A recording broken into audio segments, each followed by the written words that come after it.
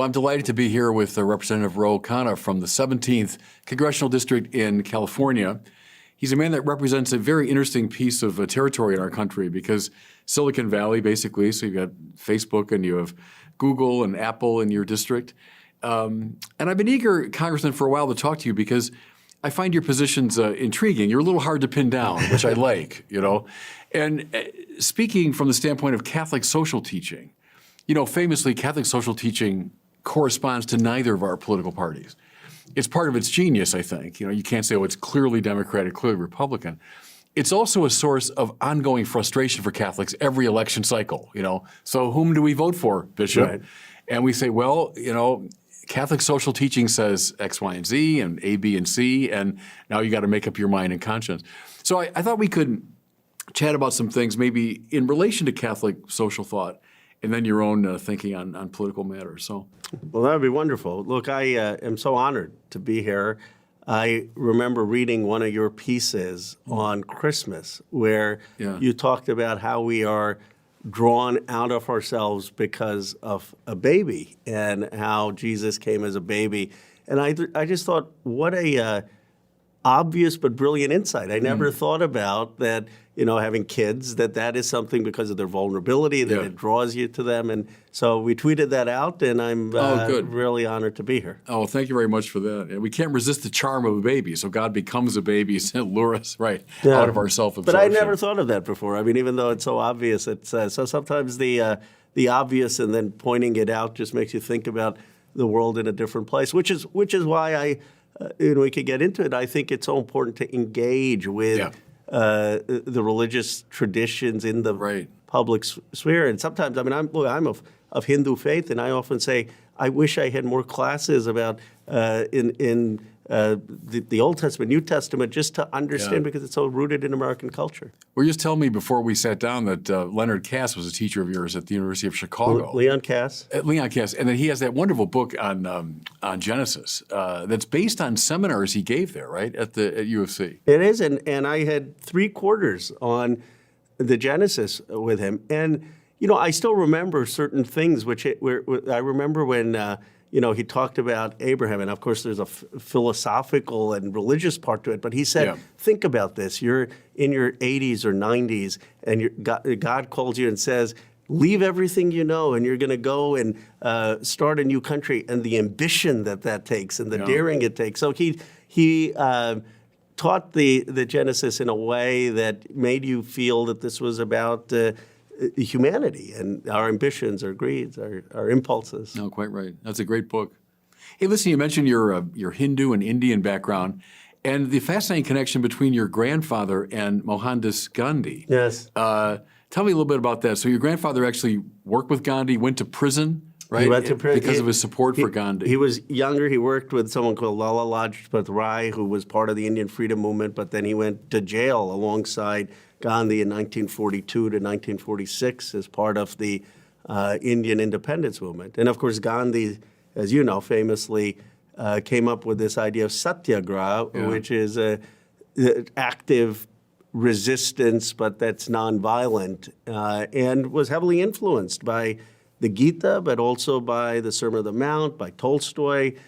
And it's interesting because I think there was a lot of sort of nonviolent interaction with another person, but Gandhi took it that we could do this at a political level. Right. And I find Gandhi intriguing for so many reasons. And one is what you just referenced, that he comes as a young law student to London, late 19th century, and he's a very shy figure. But eventually he meets a group of Christians who encourage him to read the Bible. Right. And like a lot of first-time Bible readers, he found the Old Testament kind of puzzling. But he thrilled to the New Testament, especially Matthew 5, 6, and 7, the Sermon on the Mount. Yes. And Gandhi finds this teaching on nonviolence. He goes to his Christian friends and says, hey, this is marvelous. And they say, well, we don't take that all that seriously at all, or it's just for private purposes or whatever. But Gandhi realized it was dynamite, and then he used it, you know. And the great thing there is he understood it was not passivity in the presence of evil, but it was a very creative way to engage evil. King, very influenced by Gandhi, and also as a Christian, obviously by Matthew. The other great figure, I think, is John Paul II. So now late 20th century, John Paul II in Poland. up against, a giant army, nuclear weapons and everything. He has none of that, but had that soul force that Gandhi talked Yes. about. And, when he speaks of God in front of 1 million people in Warsaw, and they begin chanting, "We want God, we want God," prescient observers, Brzezinski being one of them, said it's over. They realized at that moment the Soviet domination was over because John Paul had unleashed something. So talk about that a little bit. What's still the power of someone like Gandhi? You sit on the Armed Services Committee, right? So you're not obviously an advocate of doctrinaire nonviolence, No. but yet what are we still able to learn from Gandhi and King, John Paul II today? Well, they represent, in my view, the highest calling of humanity. So for Gandhi, there was this sense that, okay, if you're faced with evil, and the British Empire at the time was far stronger militarily, that you overcome it with goodness, and that you overcome it not because of weakness. I mean, it was strength, but that force ultimately melts hearts, changes minds. There are scenes from the Indian independence movement where you had people going and getting beaten, and then another row of people would come and get beaten, and another row. And I think it just inspires us for what's the best, the most divine part of human existence. Now, that doesn't mean that as a nation, if you face terrorism, that we're going to with Hamas perpetrators do that. I mean, there's, in my view, a need for force and just force. But in our interactions on a daily basis and in what we can aspire to as humanity, it seems to be the North Star.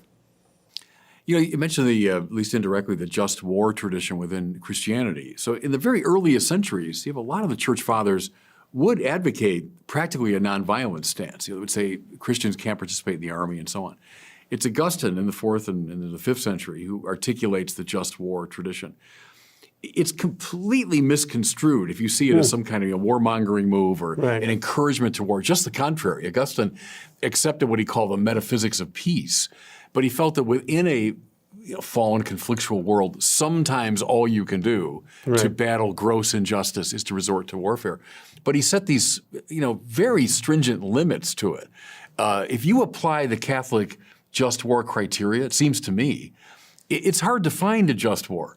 That's to say, both, justifying going to war, but also the waging of the war. I'm curious about how many people in Congress would know that tradition, would apply that tradition when looking at issues of war and peace.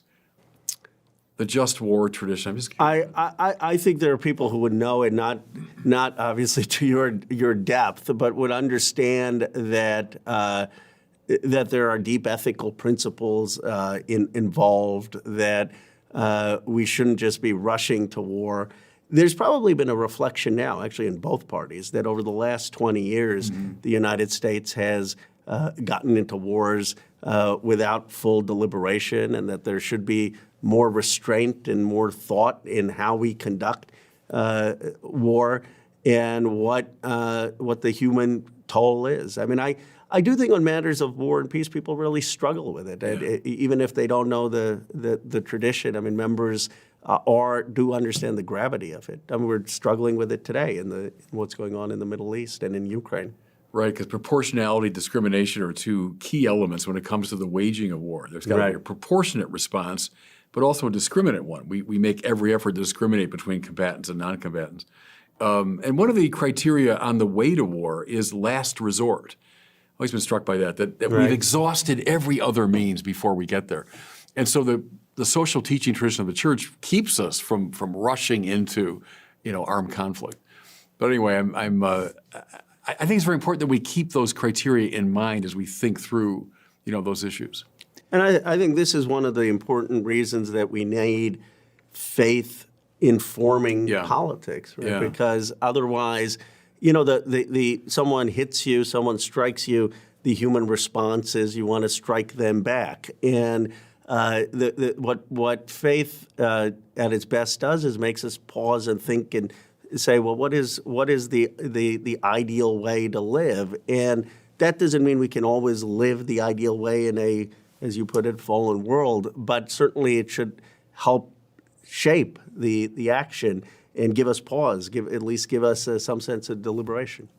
Gandhi, King, John Paul II all knew that it was a provocation, real nonviolence, not passivity, but a real provocation, revealing the wickedness of someone to himself, that he might see mirrored back. Right. This is what I'm doing.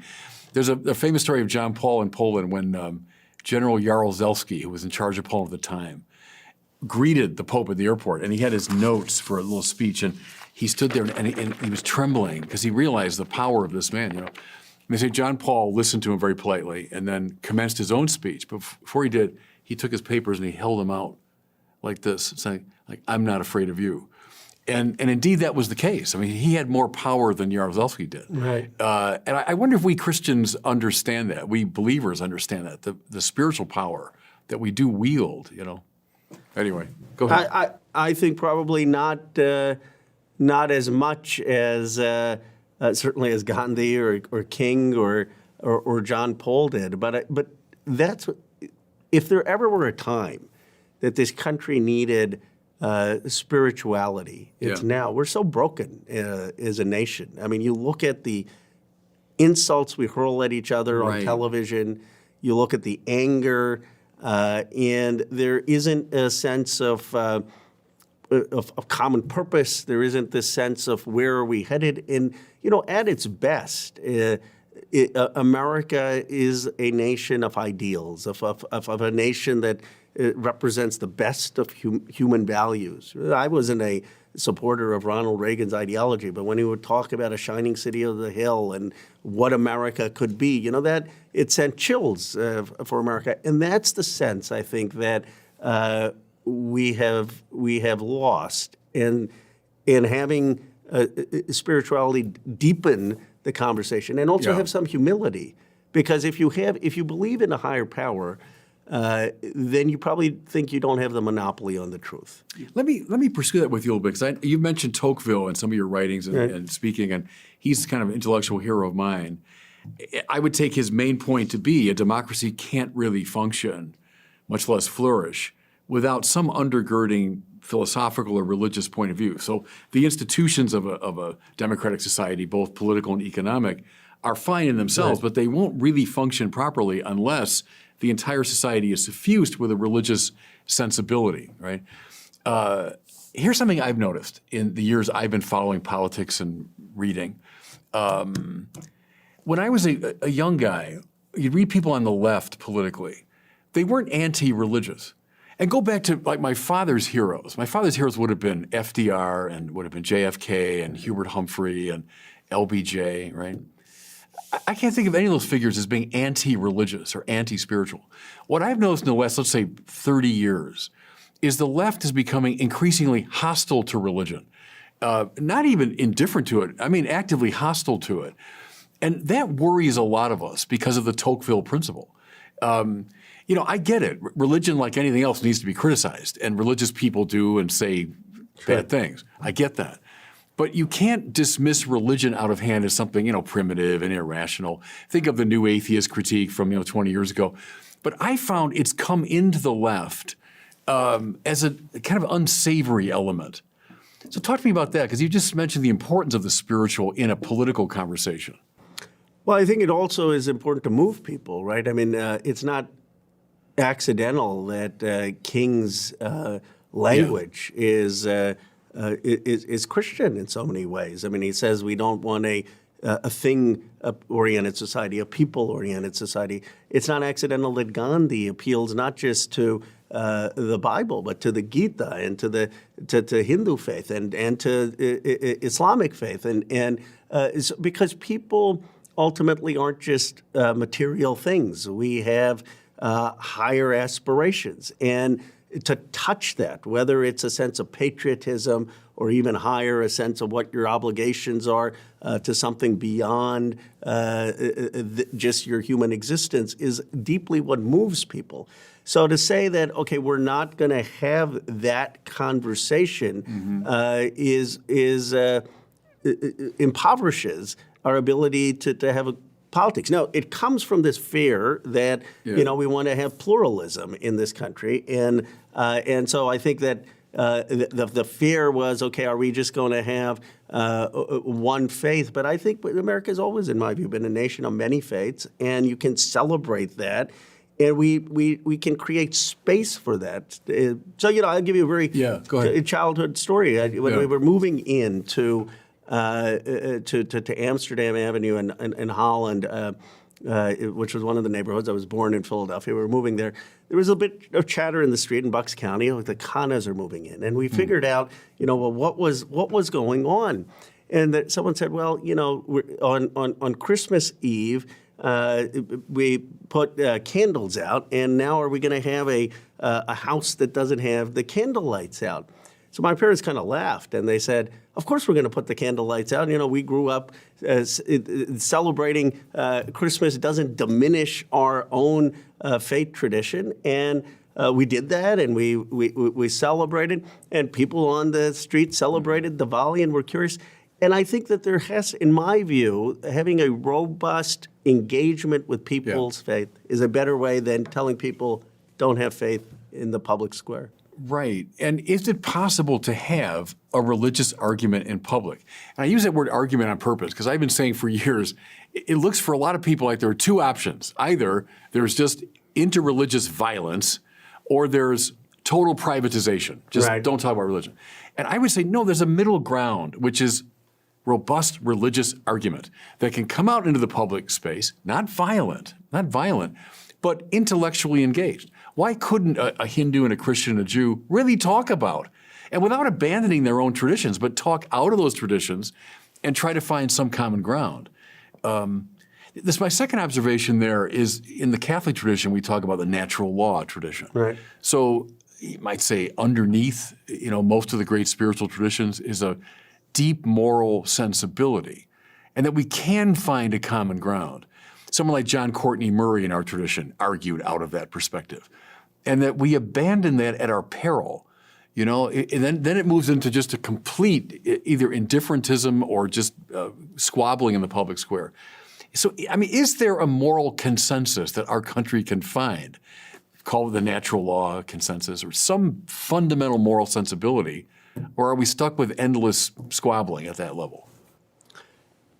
So I think there's two things. Obviously there was a sense, in my view, first that that the state would have an ability to define the common good, and liberalism emerged saying, well, we've had all these wars. Right. We can't agree on this common good. We can't agree whether it's a Protestant, Catholic, Hindu common good.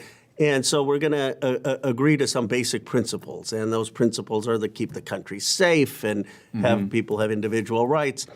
The challenge is that people still want shared purpose, that's not enough. Procedural justice, though important, though deeply important, is not enough. And so then the question becomes, how do we build something deeper? Now, to me, one of the greatest articulations of this was Frederick Douglass in Composite Nation, where he speaks in 1869, and he talks about defending the right of Chinese immigrants to come to the United States. And he says, and they say, well, they're not Christian. How are you defending them? And they're not American. And he says, in the free air of America and in the free air of our churches, we will have this, and the best will emerge. And this is going to strengthen not only America, it's going to strengthen the churches to have that kind of dialogue.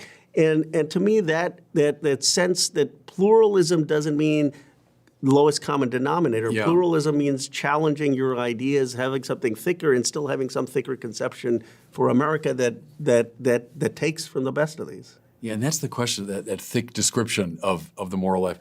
Douglass is so good, isn't he, at so many levels? Still, an important person to go back to.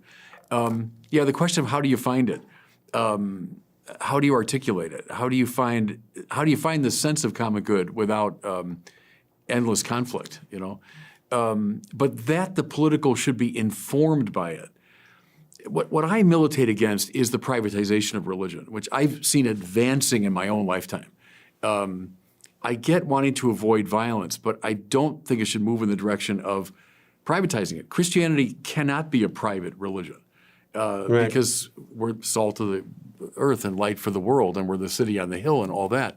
It doesn't mean you propagate it violently or through aggression, but you do propagate it. I mean, by your witness and by your words, and I would say indeed by your public argument. Right.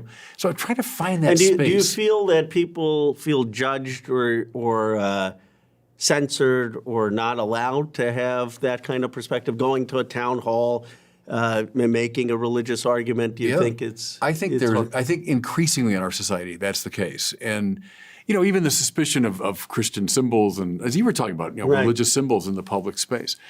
Because we don't want it to move in that direction of a kind of emptied out, Richard John Newhouse's famous, naked public square is just denuded of any religious or moral point of reference. We can't have that. And I think that's one of the inflection points in our conversation, around religion. Yeah. And I don't think, when I think back to my parents putting out the candlelights or my tweeting out your piece on Christmas, I don't think it's a shallowness, right? I mean, some people say, well, it's just the commercialization of Christmas and now everyone has elf on the shelf and is giving gifts. It's something deeper. It's about trying to respect and share what is holy and important to someone else and trying to celebrate that. And the other person reciprocating that in you. Now, maybe that gets to some common ground. Maybe that strengthens the appreciation for a common direction. But if all I'm saying to you, Bishop Barron, is, well, I respect your right to exist and me not to hit you and me not to steal from you, that's not as Not deep enough. a bond as if I say, well, I want to celebrate and understand things that matter to you. Is there a teleology to our political life? I guess is the question. Is it actually going somewhere? Are we heading toward a common good? Or is it more that procedural, element you're talking about?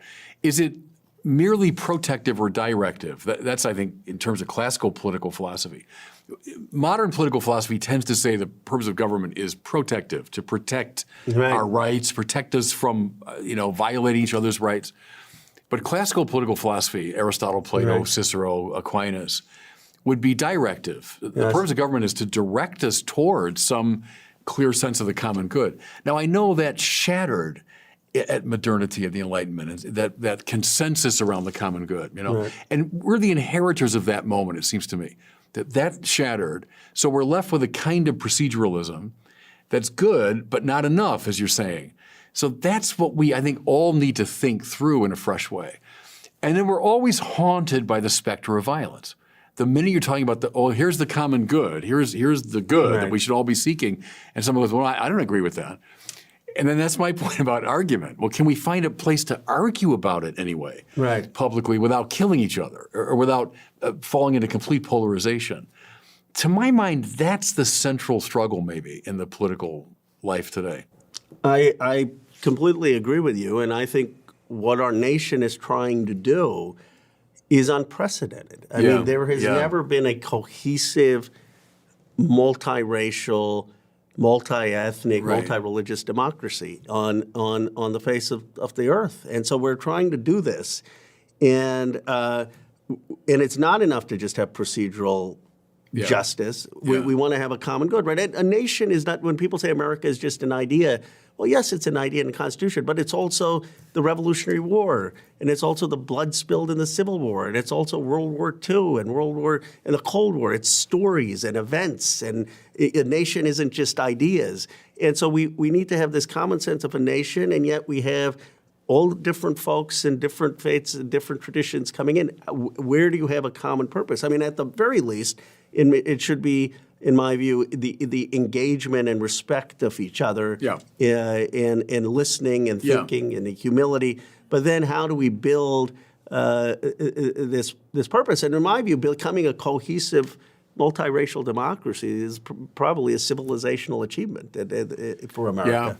I think of John Paul II there, who said the most fundamental of all the rights is religious liberty, the right to religious freedom, because it touches the very deepest part of every person. So that's one side of it, isn't it? It's like to allow that, say, yes, I'm offering complete religious liberty.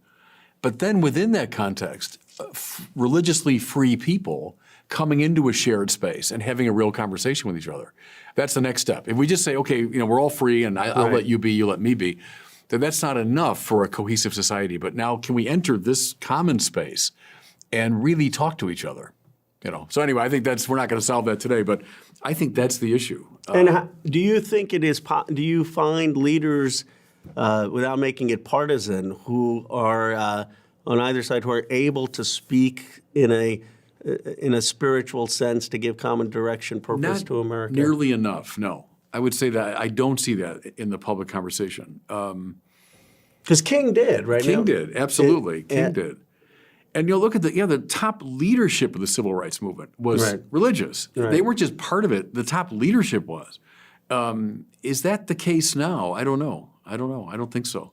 So that's the challenge, I think, is for spiritually minded people to get into that conversation and to lead it, as King did.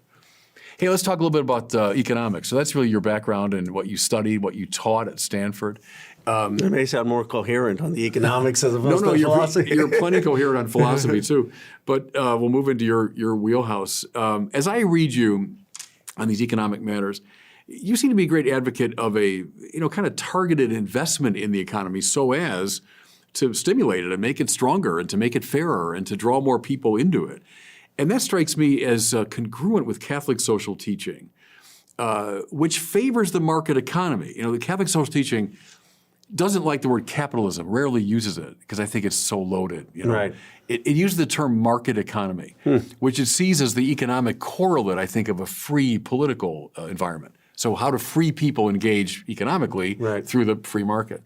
However, the church does not say, laissez-faire, just unregulated market. By no means. It should be regulated both politically, governmentally, and morally. The market has got to be circumscribed morally and politically. But as I read the church's social teaching, not so that the government can control the market, but to make the market fairer and more available to more people.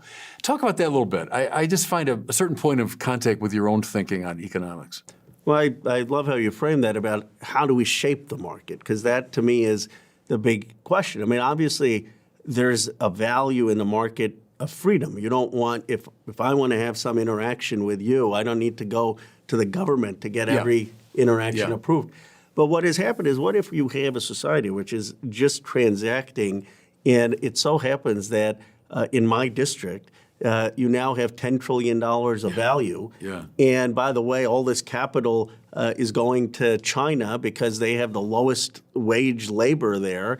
And places like Johnstown, Pennsylvania, and Ashtabula and Downriver, Michigan are just hollowed out.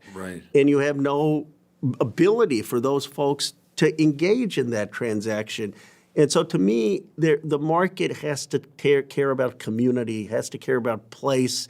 There has to be some understanding that you can't just have the concentration of opportunity. You can't just have capital, especially globally, go to the cheapest labor.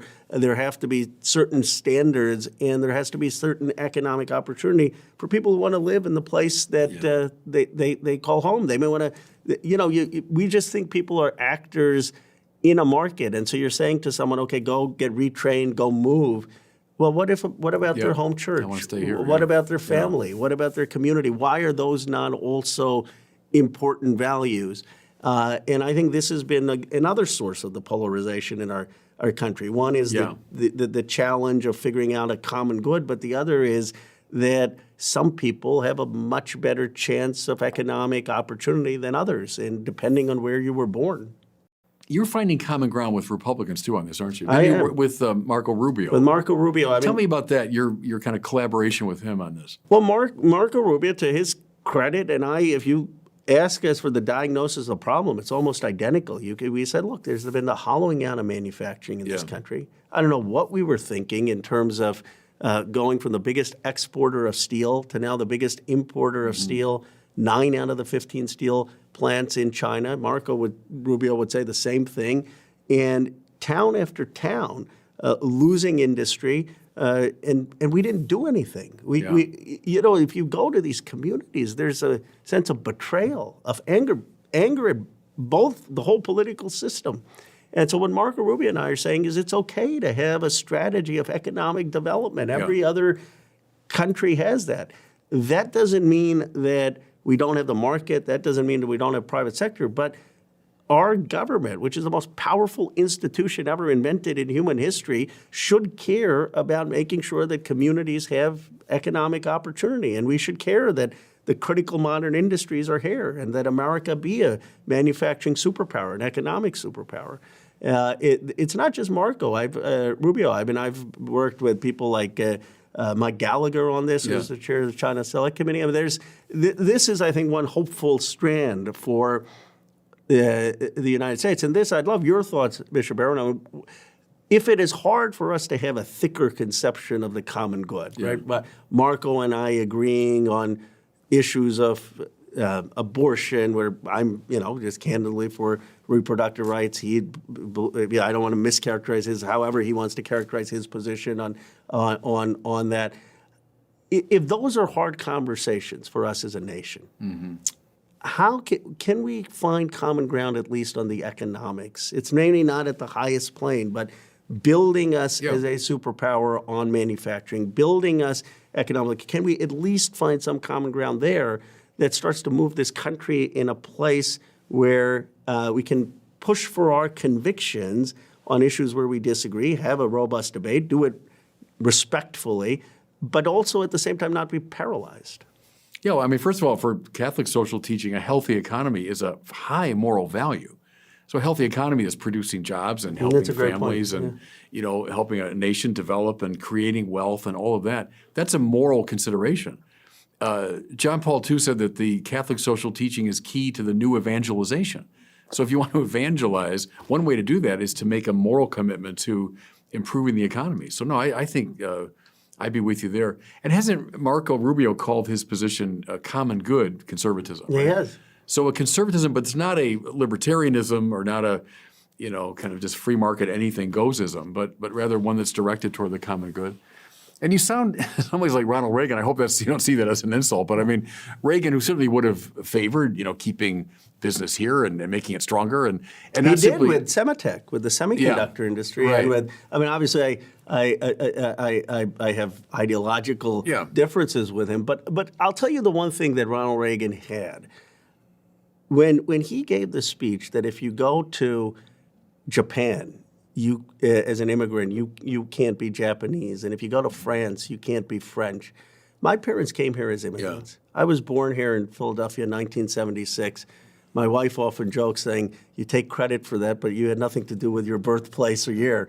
But, a bicentennial baby, born in Bucks County, and at the age of 40, a grandson of someone who was a freedom fighter in Indian colonialism, a son of Indian immigrants, is elected to represent the economically most powerful place in the world in terms of wealth. That's us at our best. That's America. That's America at the best. That wouldn't happen in Germany. That wouldn't happen in France. That wouldn't happen in other places. And so what we need, whether it's an Obama in this way or a Reagan, we need people, again, to believe in the aspirational story of America. This is the greatest nation ever conceived. And some things, the thing that bothers me the most about our moment is the sense of losing that. We were losing that sense of how special this place is, how much sacrifice has gone into where we are. Yeah.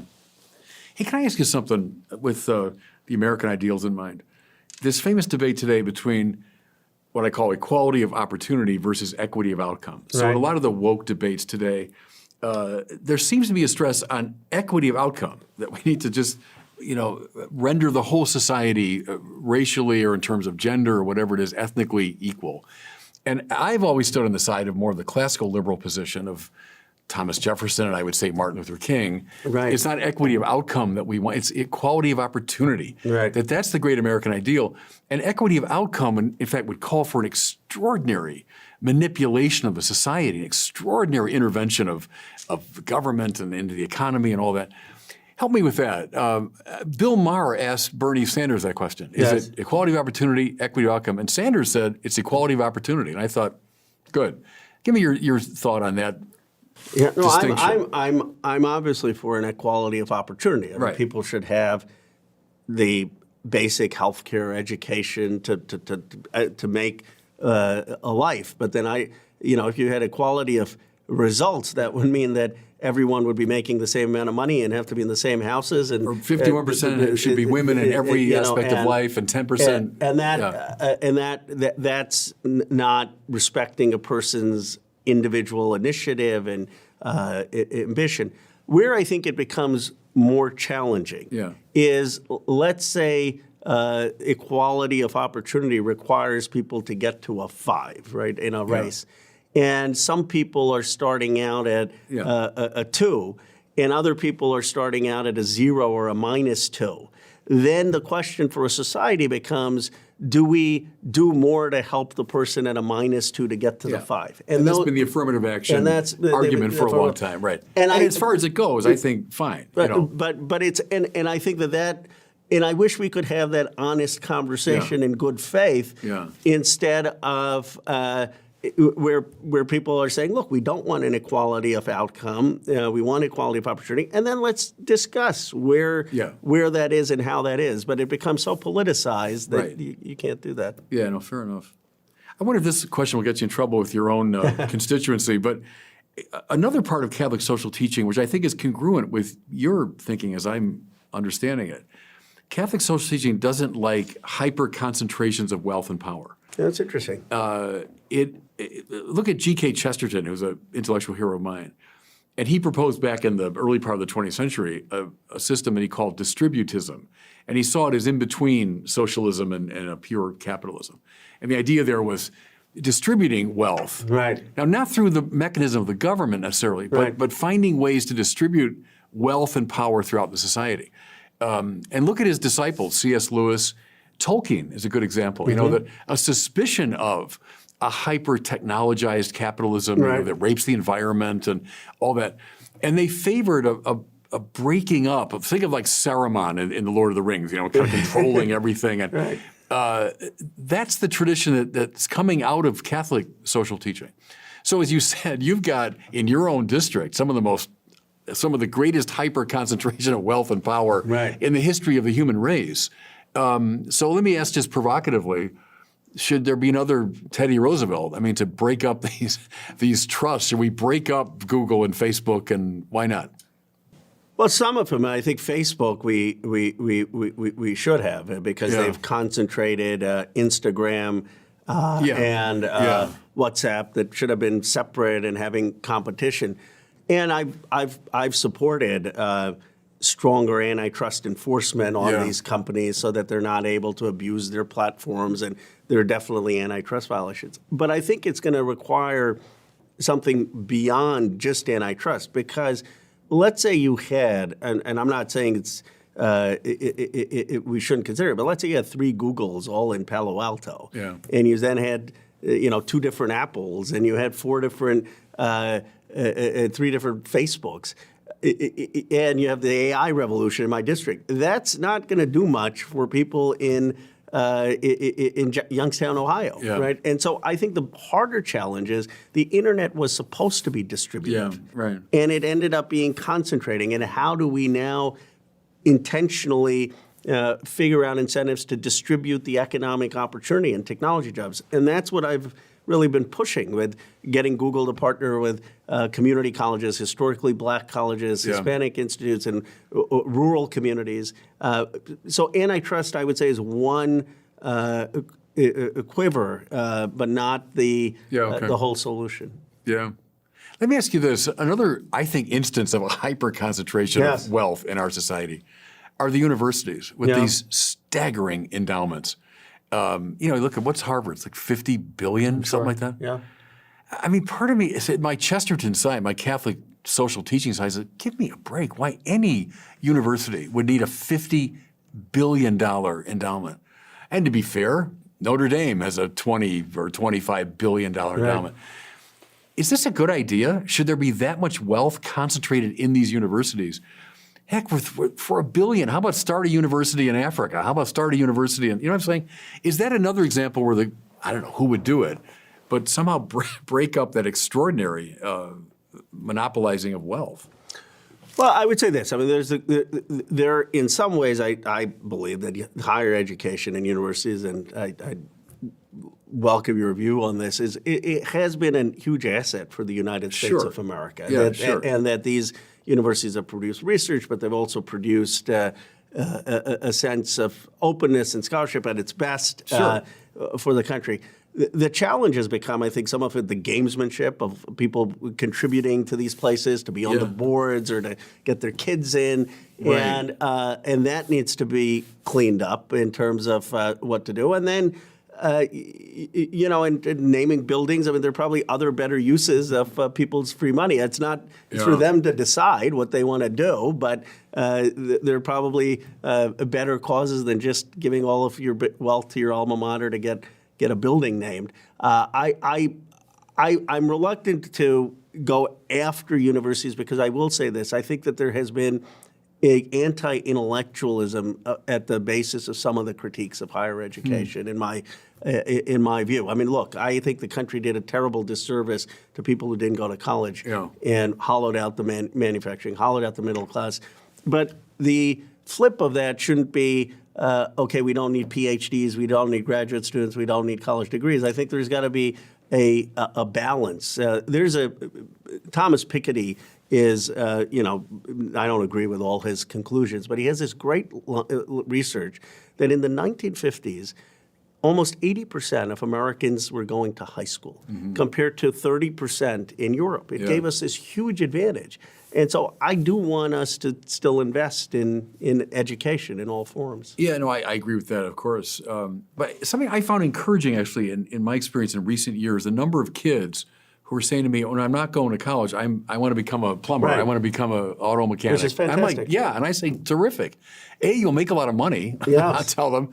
And B, I mean, maybe not everybody is suited for university studies. My parents' generation, rare was the person that went to college. Neither of my parents went to college. And I do think this gets to some of the elitism, right? Just because you went to college doesn't make you smarter or better or a better citizen or morally superior to someone who didn't. And there is this kind of snobbery of the college educated that I think is not called for. I mean, a person who doesn't go to college can have a great life, can have incredible opinions and thoughts, and should be given as much credence in their opinions as especially when it comes to democratic matters, as someone who's a PhD. I think about like a Tolkien again, with the hobbits staying close to home and making their own tools and doing their own work, and that was now it's romanticized, obviously, but that was an ideal that they were embracing against a sort of elitism, I think. Hey, let me ask you a couple of particular issues that were really big when I was in California. I was out there for 6 years.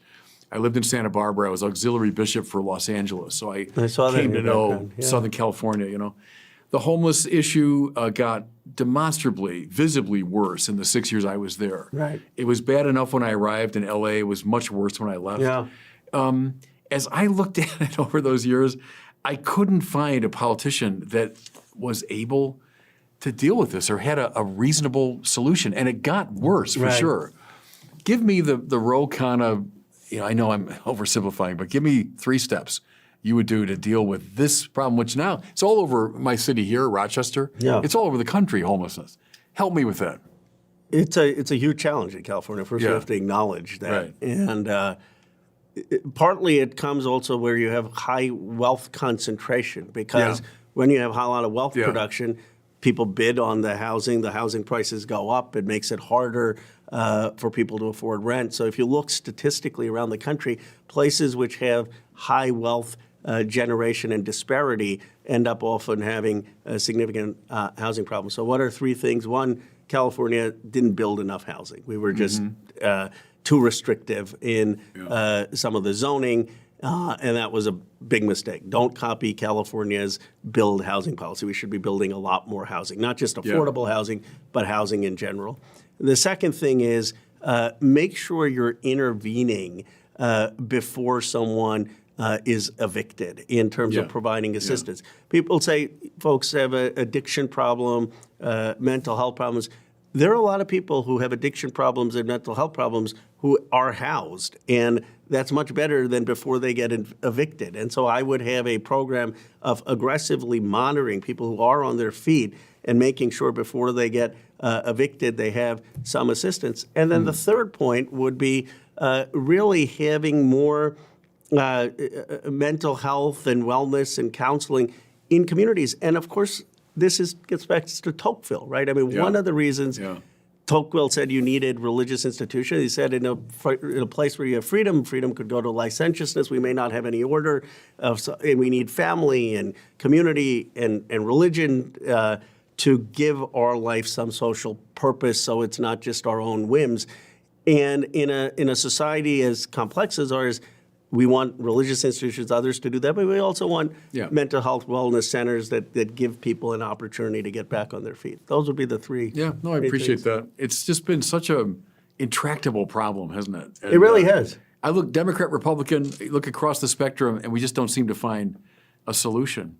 Speaking of which, the other issue that it certainly preoccupies the bishops of our country. Since I became a bishop 8 years ago, we talk about it every single meeting. And that's immigration. Yes. When I was in California, obviously it was front and center issue, but it's all over our country. Everyone says it's like a cliche, almost a broken system. And I think that's true. Catholic social teaching, and this is a very important part of it. It says yes to a nation's right to define and defend its borders, and not just for xenophobic or jingoistic reasons. There are good moral reasons for that. To maintain if an economy can't handle this huge influx of people or whatever it is. There are good moral reasons. And to be honest with you, I think sometimes as a church we're not as good at articulating that there's a moral reason why a nation can defend its borders. Okay, that's one feature of it. The other, of course, born of Jesus and the New Testament and the prophets, is a great openness to the poor and to the marginalized and those who are threatened in their home country and all of that. By a deep instinct, we say, yes. And then as Americans, Statue of Liberty, the huddled masses. I mean, so there's all these instincts in us, both American and Catholic, that say yes, with the caution of defending borders. Okay, that seems to me at the principle level where we are. And I agree with that framework. I think you would get 90% of Congress agreeing with what how you're come we can't articulating. solve it? That's what frustrates a lot of us is, all right, I think we all kind of agree on those great principles. What's the main problem? Why can't we solve this? I think the challenge has become it's so politicized. I mean, there's a sense, I think, from some, and I don't want to be unfair about it, but there's a sense for some that they maybe on our side that we're not doing enough to protect the border. Like we, in my view, should be funding border agents. We should be funding immigration judges. We should be funding technology. We should clearly say a nation needs safe and secure borders, and there's and not be demonizing the border patrol or not funding it. On the other hand, there also needs to be a recognition that that immigration is still enriching to the United States, and and there's got to be a pathway for people to come here. If there was a more orderly process, if you didn't have these awful scenes at the border where people are being raped and where people to get to the border and where they're being harassed, and it's this terrible, terrible journey. And if you didn't have the concentration of migrants in cities where they're not being able to work and where they're becoming a drain, I think that a lot of the immigrants have integrated into the country. And so the question is, how do we have an orderly asylum process? How do we have an orderly process to come into the United States in a way that respects the rule of law? And it's politically charged. But we can't find majorities in both houses that would agree with what you just said. It seems puzzling to me that we're not able to, over many, many years now, it's been years of trying to adjudicate this thing. And I don't know. What you're saying makes perfect sense to me. It's not going to happen in the 2024 election because we're so divided as a country. And then there's a deeper issue of what's going on in this country, and that gets back to the point that we're trying to do something unprecedented. We're trying to become this multiracial, cohesive, multiracial democracy. And so people say, okay, it's fine if they play cricket in Rose District. Let's just make sure baseball remains the national pastime. And this is a real conversation that we need to have in this country, is how do we embrace the new without discarding the old, the tradition? Where is that balance. And so much of our fight is the inability to see that nuance, that there are certain traditions of this country that we should embrace and that we make room for the new without just jettisoning the old. But it seems to me that the immigration debate is caught up on that. But some people saying change is happening too fast versus others saying, no, we're still going to be this great melting pot of America. Yeah, no, that's helpful. We're coming toward the end of our time. You knew I'd eventually get to this point where probably you and I have greatest disagreement, and that's around the abortion question. And I want your advice on this too. Yeah. And the advice, because we have difference. I am, just because so your viewers know, candidly, I mean, I've been 100% supportive of reproductive rights, and we'll talk about it in more detail. But how can we have a conversation in this country where we disagree on issues on abortion, or if there are issues of gay marriage or other things? How do we find, if there is any possibility of a way to talk to each other? Well, I see two things. First of all, the appeal to natural law that we talked about earlier. There's some kind of fundamental moral consensus around these ethical questions. I think if we can stand together in those, that would be at least a starting point. The other one, to be frank with you, to my mind, the Democratic position on that has become so extreme that it's precluding real conversation. It's become such an extreme position. Let me tell you, put it in a little context. I'm from Chicago. I'm a Catholic, right? My dad, Irish Catholic from Chicago. That meant ipso facto Democrat. If you're a Chicago Catholic, you're a Democrat. In fact, my father was involved in Democratic politics. His family was very involved in Chicago politics. When I went to the seminary, so back in the early 80s, 95% of us, so these, serious Catholic young people, 95% of us would have said we're Democrats, right? When I started teaching at the seminary 20-some years later, 95% would have said we're Republicans. It's one reason for that, I would say, above all, and it was Roe v. Wade, it was abortion.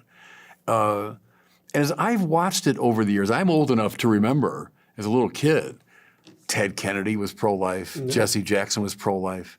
And they were pro-life, it seems to me, on very democratic grounds. They mean, hey, we're the party of the little guy, we're the party that defends, the poor and those that have no voice. And so I watched that, and then I watched by a steady process abortion being accepted almost as an absolute.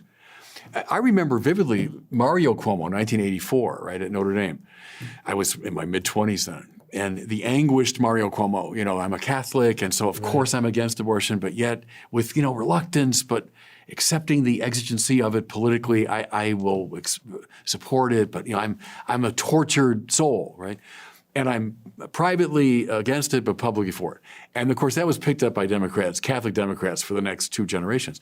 But what I find intriguing is the declension from anguished Mario to exultant, Andrew.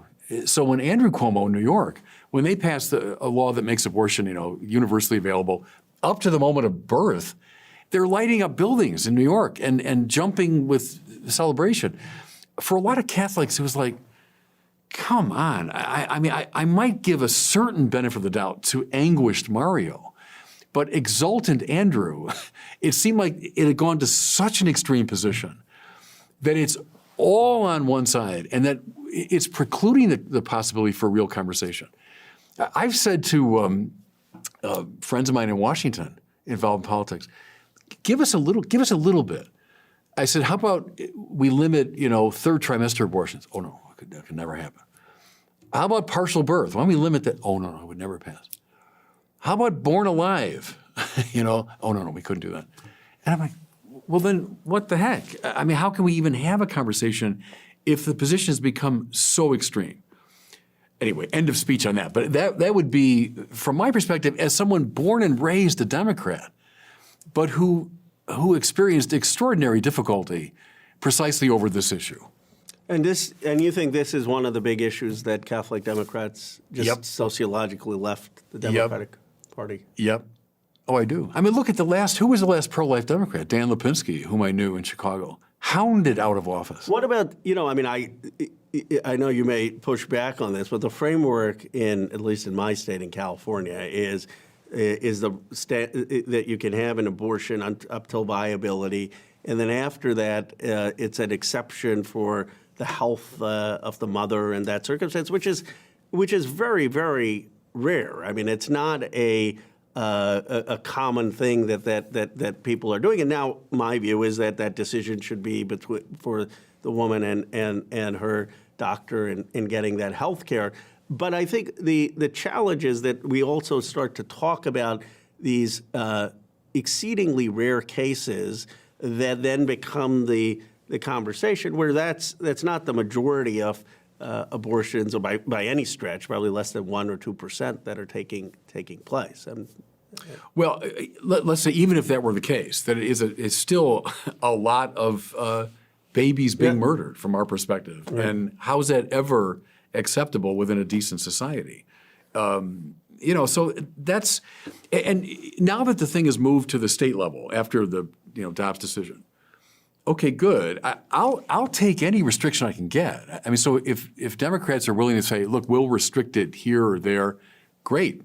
And the church, I think, would embrace that and say, good, at least we're moving in the right direction. But I think we have to have a conversation about life and about the human being. And, to me, it's become almost an ideological position that prior to birth, for some reason, what we're talking about is not a human being. And I think that's an incoherent position. I remember Hillary Clinton, it must have been 2016, and was asked about that. The baby about to be born has no constitutional rights. And she said, yes, that's the law of our country. And I remember thinking, okay, then something has deeply gone wrong with the laws of our country. So I would say I'm speaking for a lot of Catholics there who would, by instinct, like an awful lot of things within, the more liberal or democratic framework. But we balk at this, And it's hard if there is just fundamental difference, though not judging someone's view. You think it is hard to build consensus on other areas. I mean, this is such it's hard. You can, and indeed, I think our conversation might represent that even, that we can find a lot of points of contact. But it's a big issue, Yes, no, of course. The bishops have called it the preeminent issue for two reasons. One is it's a direct attack on life, and secondly, the sheer numbers involved, of roughly 1 million abortions a year. And we just think that's a staggering outrage morally. So for that reason, the bishops have said it's the preeminent issue, not the only one. And we take very seriously all these things we've talked about. And I think with Democrats, we can find a lot of common ground. As I say, most of us, when I was young, most of us were Democrats. And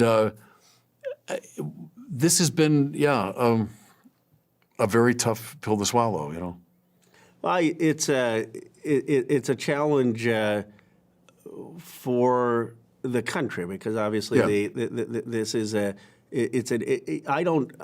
disagree with people on the other side, but I don't claim to know metaphysical questions. I mean, these are deep questions that that I respect people who have a difference. I have a clear sense that for me, these things should be a decision between a woman and health care, and that's and the law requires health considerations after viability. But I'm not saying that this can bridge a divide, and I don't want to diminish the moral sentiment or moral intensity on the other side. But I think that there is such a moral conviction on both sides on this, that the question becomes, one, can we have this conversation? But it also becomes, how do we at least respect where people are coming from? Which means in a simple way to say that if someone disagrees with me, I won't label them a sexist, and if someone and they shouldn't label me a baby killer. I mean, how do we have conversations with each other? No, quite right. That still allow us to have a common American identity and build for that, because it's harder for me to see a path to consensus over the next 10 years on that than it is to see we want to become a manufacturing superpower. We don't want China to lead. We want to make sure we have jobs and economic opportunity everywhere. We want to become this great multiracial democracy. Yeah, and it's a thorny question to be sure. And I think just to keep creating the space where the conversation can unfold is a good thing. I'm in favor of that. And I would say the recovery of something like a natural law framework so that we're not just asserting our freedom over against each other. 'Cause that's a non-starter, it seems to me. When, well, here's my point of view, your point of view, we'll vaguely tolerate each other. Can we find at least some moral common ground, to talk about it? I would encourage that. But no, I think there's plenty of room for conversation and for agreement on some, pretty important things. And the church takes very seriously the political conversation. As I say, the political conversation has enormous moral implications. The church would kind of stand with Aristotle. Politics is a moral enterprise, right? First and foremost. It's not something divorced from morality. It's a pragmatic concern off to the side. No, it's by its nature a moral project, the political project. So I think, I hope our conversation today is a good example of how we can pursue that conversation. Well, I've enjoyed it. I've learned from your perspective and erudition. We live in a country where the incredible is possible. And I think that the one thing we both share is this profound love for this nation, of the genius of every individual. I mean, that's so unusual. And I maybe end with this perspective. And I do think this is consistent with, or you tell me if it is, but it's consistent with Catholic teaching. And that is that for most societies, the people who could have a good life were the few, the rulers, the aristocrats, the scholars. Right. And we have this radical idea that there's a genius of every individual. There is every person has deep worth. Every person has a divinity and a specialness.